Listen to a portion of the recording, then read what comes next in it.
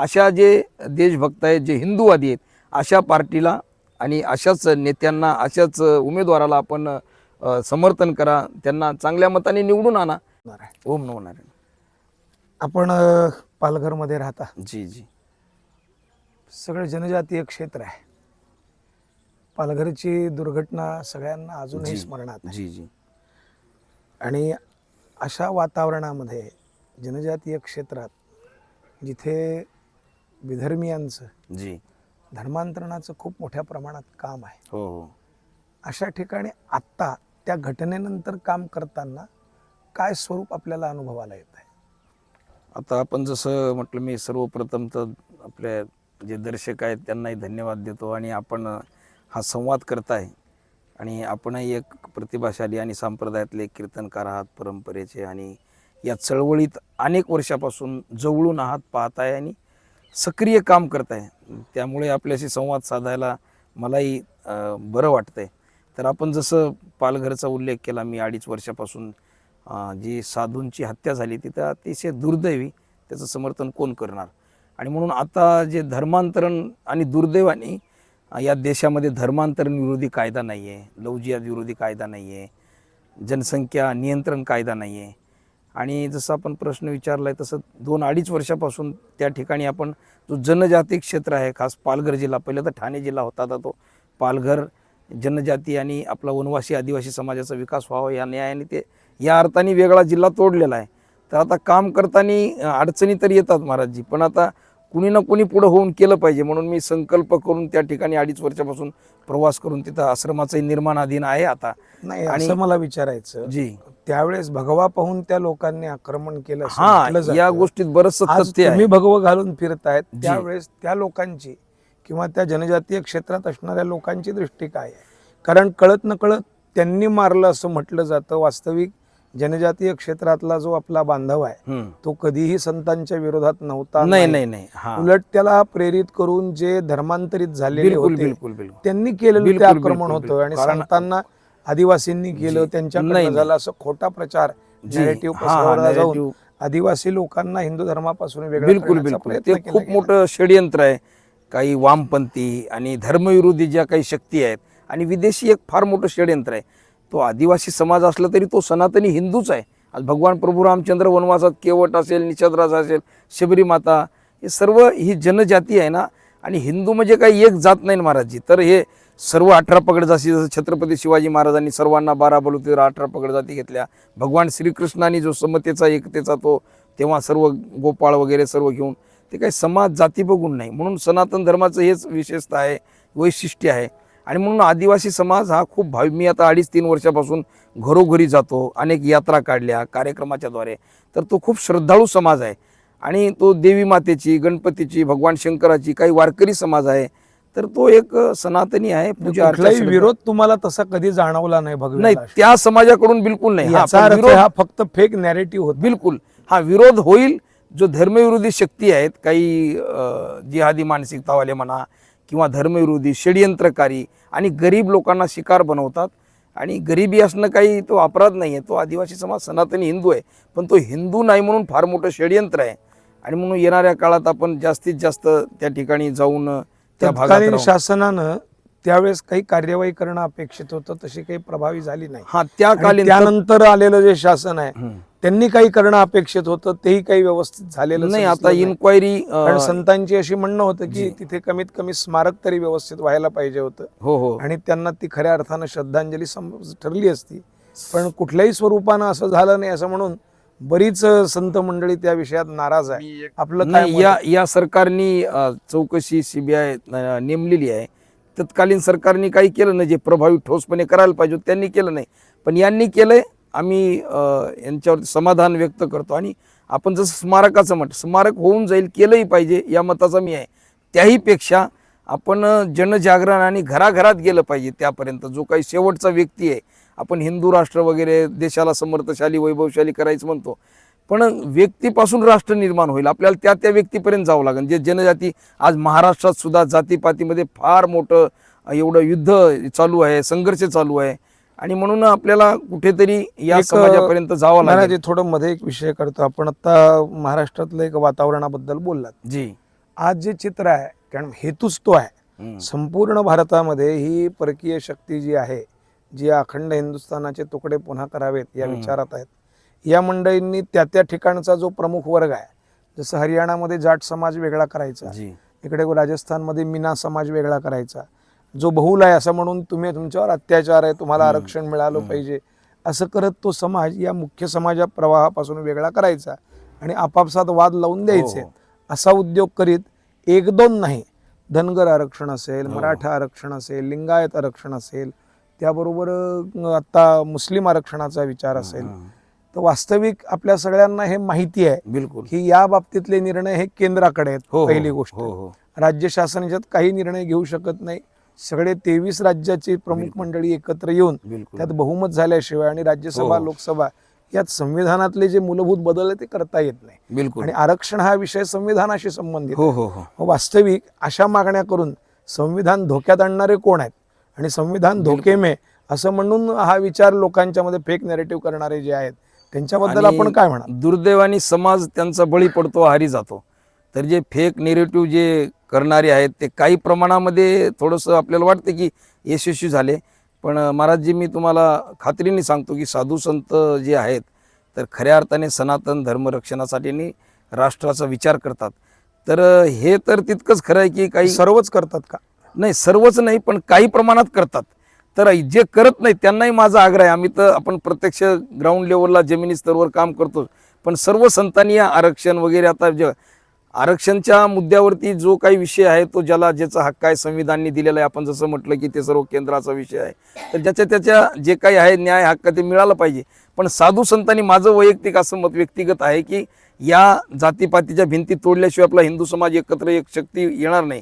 म्हणून जातीवाद, प्रांतवाद, भाषावाद, वर्णवाद हे वाद गाडावं लागतील. आपण हिंदू म्हणून सनातनी म्हणून एकत्र यावं लागेल. तर ह्याच्यात नाही पडलं पाहिजे. आपल्याला असं वाटतं का की ज्या महाराष्ट्रामध्ये मुळात ज्ञानोबाराय तुकोबारायांची परंपरा आहे, जी ज्या वारकरी संप्रदायानं या सगळ्या भिंती अगोदर 750 हो, हो, वर्षापूर्वी हो. निवृत्तीनाथांच्या मार्गदर्शनानं बिलकुल. मिटवल्या, हो नाथ संप्रदायानं त्याचं नेतृत्व केलं हो हो आणि तिथून पुढे जाऊन आजपर्यंत आपण बघतो की आपण तुकोबारायांचा अभंगच आहे, जी. उच्च नीच काही हा हा किंवा श्रवणे कीर्तने कबीर झाले ते मोमिना पावन, हं. या सगळ्या अभंगातून जो विचार संतांच्या बाबतीत दिला त्यात 18 पगड जातीतले 12 बलुतेदार हं. सर्व समाज एकत्र आणून जो भागवत धर्माचा किंवा वारकरी संप्रदाय म्हणून प्रसार प्रचार करीत सर्वांना अधिकार दिला, स्त्री पुरुष वेश्यांसह सगळे, हो हो आधी करुणी वेश्याही, हो.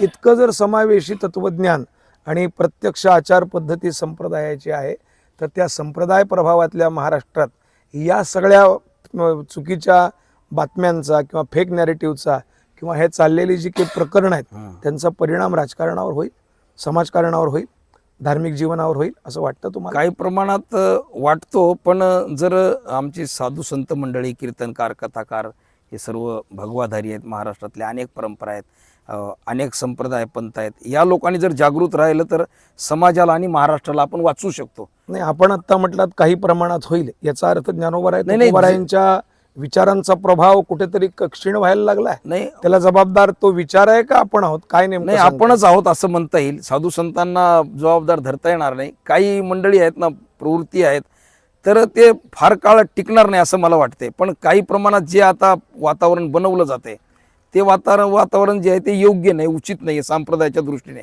आपण इकडं सांगायचं या रे लहानथोर किंवा याती कुळ माझे गेले हरपुनी, सर्व एकंदरीत सर्व तत्वज्ञान आहे. आणि असं असताना आपण भिंती उभ्या करणं किंवा क्षुल्लक काही गोष्टीसाठी पूर्ण ढाच्याच त्याला आपण बोट लावतोय, गालबोट लावतोय जो संप्रदायाचा एवढा मोठा. आणि माऊलींनी हे असं विषय- लक्षात येत नाही का महाराजजी की स्वातंत्र्यपूर्व काळात आणि स्वातंत्र्यानंतर वारकरी संप्रदायाचा या भारताच्या स्वातंत्र्य युद्धामध्ये खूप मोठा सहभाग होता, बिलकुल बिलकुल. पण तो कुठेही प्रसिद्धीच्या स्वरूपात नव्हता. हम्म, हम्म. आज आपल्याकडे डोक्यावर असणारी पांढरी टोपी जी दिसते, हो हो जिला गांधी टोपी म्हटलं तर हो, हो. वास्तविक ती वारकरी टोपी आहे. हो हो हो आणि त्या वारकरी टोपी घालणारे अनेक स्वातंत्र्य सैनिक हो हो आपण सगळ्या ठिकाणी पाहतो. अजूनही काही आहेत, काही गेलेत, पण या सगळ्या काळामध्ये हे सगळे प्रसिद्धी परांमुख राहिलेत. हम्म, आणि त्यामुळं वारकरी संप्रदाय पूर्वी कधीही समाजासमोर प्रसिद्धी करता हो हो किंवा लौकिका करता येणारा नव्हता. हो. आज त्याच्यामध्ये काही थोडासा बदल या सगळ्या वातावरणात होताना दिसतोय का? किंबहुना जे प्रसिद्धीकडे अधिक जाणारे आहेत, लोकेशनेकडे जाणारे आहेत, ज्यांचे हेतू जास्त वेगळे आहेत, ती मंडळी कळत नकळत वारकरी संप्रदायात शिरून मूळ बिलकुल. संप्रदाय विचाराला आणि त्या ढाच्याला धक्का लावू पाहतात. हो. म्हणून आपल्या मुखातून असं आलं का की काही प्रमाणात होत आहे म्हणून? हा, काशी मंडळी घुसलेली आहेत ना वेगवेगळ्या आपल्या वैयक्तिक काही स्वार्थासाठी अशी मंडळी घुसलेली आहेत. आणि म्हणून तर जे वातावरण थोडंसं जे गडूळ झालेलं आहे ते मान्य करावंच लागेल. पण आता झाडाला- आपण स्वामी थोडं मध्ये अडवतो आपल्याला. हा एखाद्या झाडाला खाली कीड लागली, थोडीशी कीड आहे, त्याच वेळेस त्याच्यावर ऑपरेशन करून काहीतरी बिलकुल. करून ते करता येतं. हो तर संप्रदायामध्ये असा विचार घेऊन चालणारी जी मूलगामी आहेत, मूलाधार स्वरूपानं आहेत, अशी सर्व मंडळी एकत्र येऊन फडकरी असतील, कारण त्या परंपरेनं संप्रदाय खूप मोठा टिकवला. हो हो ती फडकरी मंडळी, मठाधीश मंडळी, त्या क्षेत्रामध्ये काम करणारी वारकरी शिक्षण संस्थेची जी प्रमुख मंडळी आहेत, ज्यांनी हा संपूर्ण जागर टिकवला. आज वारकरी शिक्षण संस्था जी जोग महाराजांनी स्थापन केली, त्यातनं जवळजवळ आजपर्यंत 60 ते 70 हजाराच्या वर कीर्तनकार बाहेर पडलेत आणि ते काम चालू आहे अखंड. तरीसुद्धा आज अशी परिस्थिती समाजात येते किंवा समाजाची चिंतनाची, श्रवणाची अभिरुची कुठेतरी बदललेली दिसते. हो. या सगळ्याचा परिणाम किंबहुना या वातावरणाचा याच्यावर झालेला हा परिणाम आहे का? बिलकुल. लोकांच्या भल्याकरता द्यावं का आवडतं ते द्यावं यावर विचार करून भल्याकरता दिलं पाहिजे. आणि आता आपला संवाद तर जास्त किती वेळ जरी केलं तरी कमीच आहे. पण मी आता समारोपाकडे किंवा मला वाटेल की याच्यातून आपल्या जे चर्चा आहे, संवाद आहे, तर याच्यातून एक या लोकांना किंवा महाराष्ट्राच्या दृष्टीने, संप्रदायाच्या दृष्टीने मला एक सांगावंसं वाटतं की आता ह्या जातीपातीच्या भिंती किंवा हे काही निरेटिव्ह जास्त प्रसिद्ध करणारे किंवा अशा पद्धतीने धर्मविरोधी शक्तीच्या किंवा राजकीय लोकांनी सुद्धा त्यांचं राजकीय लोकांचंही एक षडयंत्र आहे की आमच्या महाराज मंडळीच्या किंवा संप्रदायाच्या संत मंडळीच्या जवळपास जाऊन त्यांची नजदीकता वाढते. ते त्यांचाच लाभ बघतात. हो, पण आज आम्ही धर्माचार्यांनी नेमकी काय भूमिका घेतली धर्माचार्यांनी पाहिजे? आपण स्वतंत्र राहायला पाहिजे. आपण आपल्यासाठी सनातन धर्म संप्रदाय पहिला आहे आणि नंतर या गोष्टी ज्या आहेत तर या गोष्टीला फार महत्त्व देता येणार नाही, कारण सनातनच हा कायम टिकणार आहे. आणि म्हणून आपण राजकारण किंवा एखादं संघटन किंवा एखादा नेता वगैरे यांच्या शिकार बनण्यापेक्षा त्या आपण सनातनसाठी काम करावं. आणि आता तर महाराष्ट्रात तर आता या निवडणुका पण चालू आहेत, तर जे आपण काही कुठल्या पक्षाचं किंवा काही सदस्य नाही किंवा आपण कुणाची बाजू घेत नाही असं, पण मला वाटतं साधू संतांनी आणि धर्मप्रचारकांनी एक लक्षात ठेवलं पाहिजे की जी लोक सनातनला मानतात, भगव्याला मानतात, गोमातेला मानतात, साधू संतांना सर्व ही विचारधारा मानतात, अशा लोकांच्या पाठीशी जे राष्ट्राचा विचार करतात, तर आपल्याला पहिलं सनातन महत्त्वाचं आहे. नाही, आज काही पक्ष जे आहेत ते बोलताना सुद्धा सनातन धर्म विरोधातच बोलतात. आज सरळ येणारा आमचा उपमुख्यमंत्री अल्पसंख्याक समाजाचा असेल असं जाहीरपणानं निवडणुकांच्या अगोदर जाहीर करतात. अशा पक्षांचा विचार काय केला पाहिजे, नाही, आम्ही काय स्वरूपानं केलं पाहिजे? बहुजन समाजाला टाळून अल्पसंख्य समाजांचं तुष्टीकरण करून कल्याण होणार आहे का, असा त्यातला विचार आहे. तर त्यामध्ये संतांची भूमिका काय असली नाही, पाहिजे? संतांनी कठोर सरळ राहायला पाहिजे आणि दोटूक बात केली पाहिजे साधू संतांनी सुद्धा. असं म्हणजे मिळमिळीत स्पष्टता असली पाहिजे. स्पष्टता असली पाहिजे, कारण धर्माचा विचार आम्ही साधू संतच करणार आहे ना. काही नेते किंवा पुढारी किंवा कुठली पार्टी धर्माबद्दल लोकांना जागृत करणार नाही. धर्म टिकला तरच राष्ट्र टिकेल, आपण टिकू, आपले मठ मंदिर टिकतील. तर माझं सरळ सांगणं आहे की आता जे सनातनचा हिंदुत्वाचा भगवान प्रभू रामचंद्राचं मंदिर एवढं शेकडो वर्षापासून सर्व किचपत पडलो होतं, आताही आपल्याला कृष्ण जन्मभूमी, भगवान श्रीकृष्ण जन्मभूमी मथुरा असेल, काशी विश्वनाथ असेल, ते आता न्यायालयीन प्रक्रिया सुरू आहे, ते पण मुक्त झालं पाहिजे. आणि येणाऱ्या काळात सुद्धा आजपर्यंत हिंदूंचे मानबिंदू नष्ट करण्यासाठीच खूप प्रयत्न झाले, आजही होत आहेत. कधी राम खोटा, रामसेतू काल्पनिक, रामायण काल्पनिक. तर मला वाटतं की या सर्व गोष्टीचा साधू संतांनी विचार करावा. आणि आत्ताचं जे सरकार आहे यांनी आता गोमातेला राज्यमाता म्हणून घोषित केलं आणि गाईला प्रतिदिन 50 रुपये, हे चांगले स्वागतार्ह गोष्टी आहेत, अभिनंदन केलं पाहिजे. आणि म्हणून जे काही सनातनचा विचार करतात, साधू संतांचा विचार करतात, राष्ट्राचा विचार करतात, अशा लोकांसोबत आपण राहायला पाहिजे असं माझं ठाम मत आहे. त्याच्यात काही गैर नाही आहे. आणि दुर्दैव असं आहे की जे धर्मविरोधी, देशविरोधी लोक आहेत ते खुलेआम बाहेर प्रचार करतात, पण आमचे साधू संत मठात बसलेत आणि म्हणतात की आपलं काम नाही किंवा आपण योग्य नाही सांगणं. असं नाही आहे. हरिकथा निरूपण हे पहिलं आणि दुसरं राजकारण असं समर्थांचं सांगणं पीडित आहे. हे राष्ट्र न देखवे डोळा, तुकोबराय म्हणतात. आणि म्हणून राष्ट्रासाठी आपल्याला उघड भूमिका घ्यावी लागेल. तर माझं स्पष्ट मत आहे, जे काही वर्तमान सरकार आता अफजल खानाचं ते थडगं, तिथं किती मोठं स्मारक, अनाधिकृत स्मारक. आता मलंगडचं स्वर्गीय धर्मवीर आनंदी गे तेव्हापासून त्यांनी लढा चालू केलेला. आमचे मलंगड अनेक आहे, कीर्तनकार विशाळगड मंडळी- आहे, असे हो, अनेक गड आहेत. विशाळगडाचं अतिक्रमण कमी करण्यात आलं. अभिनंदन सरकारचं केलं पाहिजे. मलंगडावरचा लढा किती वर्षापासून चालू आहे, तिथंही अतिक्रमण काढलेलं आहे. तर येणाऱ्या काळात अशा अनेक गोष्टीत जर आपण अशा सरकारला पाठिंबा आणि समर्थन दिलं तर अजून मोठं काम होऊ शकतं आपला भविष्यामध्ये. एक साधा एक माझा प्रश्न आहे महाराज वक्फ बोर्डाच्या संबंधात, हा, की आज मुस्लिमचा वक्फ बोर्ड ज्यांच्याकरता निर्माण केला गेला, जो धर्म म्हणून म्हटला जातो, वास्तविक तो पंथ आहे, हा, संप्रदाय. हा, हा. हा संप्रदाय जास्तीत जास्त 1400-1500 वर्षापूर्वीचा, 2000 वर्षापूर्वीचा. त्याच्या अगोदर तर भारतात त्यांचं कुठलंही अस्तित्व हो. नव्हतं. मग ही भूमी आमची आहे असं म्हणण्याचा त्या बोर्डाला कुठला अधिकार आहे? कारण काही मुळात अधिकार ही नाही. भूमी आम्हा हिंदुस्थानांची, माझं तर मत आहे सनातन्यांची, ते- त्यांना कुठला अधिकार पोहोचतो? ते संशोधन बिल म्हणण्यापेक्षा त्या बोर्डाची गरज नाही, ते बोर्डच नष्ट केलं पाहिजे असं माझं मत आहे. आता संशोधन करणं, त्याच्यात काही नियम, काही गरज नाही ना. आता काल किती हास्यास्पद गोष्ट आहे. तो एक जण काल म्हटला की ते नवीन संसद भवन ते आमच्या जागेवरती, अरे तुम्ही आलात कधी? मला तुम्ही- मुद्दा हाच म्हणायचा तर हा, आहे ह्या की बोर्डाची काही जी गरज मुळात नाही. ही भूमी सनातनी हिंदू हा, हा, धर्मीयांची आहे. बिलकुल बिलकुल मुळात हिंदू संस्कृती तिथून निर्माण हा. झालेली आहे. ही यावनी संस्कृती बिलकुल. मुळात इथली नाही, जी 2000 वर्षाच्या पेक्षा जास्त नाही. तर अशा वेळेस या भूमीवर, ही आमची मूळ भूमी आहे, म्हणजे हे अस्तित्वातही नव्हते तेव्हापासून ती मूळ त्यांची भूमी वक्फ असं बोर्ड जर हे म्हणत रद्दच असतील, केलं हा पाहिजे. कितपत शहाणपणा आहे? वक्फ बोर्ड रद्द केलं पाहिजे आणि साधू संतांनी लक्षात घ्यावं. वक्फ बोर्ड आता संशोधन बिल आलेलं आहे, त्याला काही पार्टी विरोध करतायत आणि ते कोण आहेत हेच आता महाराष्ट्रातही असे लोक आहेत की अशा लोकांना साधू संतांनी ओळखलं पाहिजे. नाही, म्हणून वक्फ बोर्डाचं संशोधन किंवा ते बिल, त्याला पाठिंबा किंवा त्याला विरोध यापेक्षा ज्या वक्फ बोर्डाचं मूळ बेसिकच चुकीचं आहे, हो हो तो बेस नसल्यामुळे तो रद्दच करावा ते बिलकुल. पूर्णपणानं. असाच आग्रह आपला का असू शकत नाही? हो हो ते रद्दच केलं पाहिजे. आणि तो कायम सगळ्यांनी केला पाहिजे असं सहज मत आहे. बिलकुल बिलकुल. ठीक आहे, धन्यवाद. हा, म्हणून आपण मी भरपूर वेळ दिला. जाता जाता अजून सांगेल की हा लोकशाहीचा, लोकतंत्राचा एक पवित्र त्योहार आहे, निवडणूक आहेत. तर माझं सर्व या लोकांना, दर्शकांना, करोडो दर्शक काही बघत असतील या माध्यमातून, तर माझं सांगणं आहे की आपण चुकून बटन कुठलंही, जे आता लोकसभेत थोडंफार झालं तर तसं करू नका. हे आपला एक मौलिक अधिकार आहे. घटनेने डॉक्टर बाबासाहेब आंबेडकरांनी आपल्याला अधिकार दिलेला आहे तो. आणि म्हणून आपण असे राष्ट्रवादी, सच्चे सनातनचे जे रक्षक आहेत, साधू संतांना मानणारे, गोमातेला मानणारे, भगव्याला मानणारे, भगवान प्रभू रामचंद्रचं ज्यांनी मंदिर बांधलं आणि आता येणाऱ्या काळातही अशा काही आपल्याला गोष्टी करायच्यात, तर अशा लोकांचे जे राष्ट्रासाठी, धर्मासाठी कटिबद्ध आहेत, साधू संतात येणारे, दर्शन घेणारे, भजन कीर्तन ऐकणारे, अशा जे देशभक्त आहेत, जे हिंदूवादी आहेत, अशा पार्टीला आणि अशाच नेत्यांना, अशाच उमेदवाराला आपण समर्थन करा, त्यांना चांगल्या मताने निवडून आणा.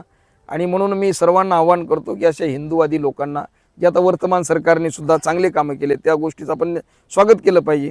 आणि अजून आपण जर त्यांना समर्थन केलं आणि परत त्यांना आणलं आपण सत्तेवरती, तर अजून सनातन धर्माचं अजून खूप मोठं काम होऊ शकतंय, असं मी या मुलाखतीतून शेवटी धन्यवाद सांगेन. महाराजजी. हे होते स्वामी श्री भारतानंदजी सरस्वती, जे अखिल भारतीय संत समितीचे प्रदेशाचे महामंत्री म्हणून काम करत आहेत. धन्यवाद.